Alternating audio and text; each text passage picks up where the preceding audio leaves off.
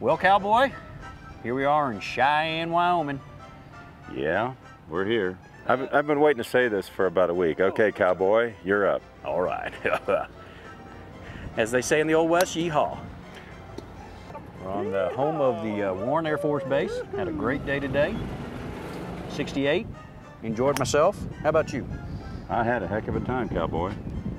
You can hit golf balls with a hat on. I can't hit golf balls with a hat on.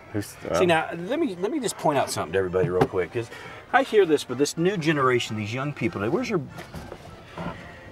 This is a cap. It has a bill in the front.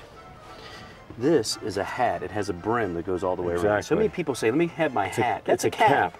That's a cap. Stop it. This is a hat. Greta would be very happy. Cowboys wear hats. I'll tell you what now. We had a good guest this morning, though. We had a great guest, Greta Morrow, who told us a great story about being a cancer survivor.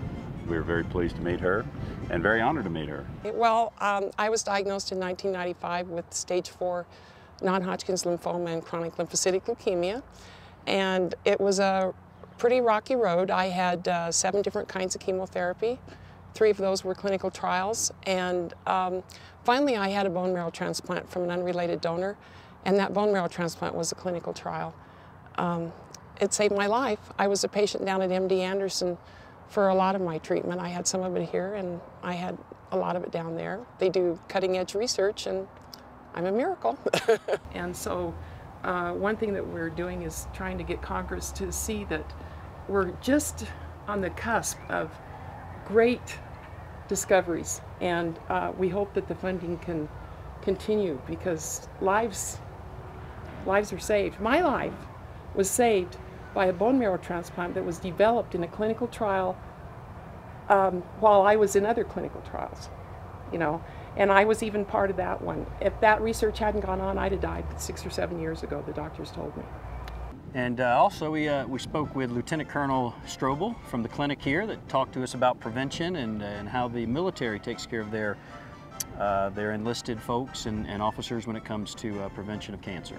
He did a great job. The active duty population, they're seen every year for a preventative assessment, and it's based on person's sex and age, and they get checked out for various things, and they're required to show up for it. So we actually have a very good way to screen our population, at least for the active duty.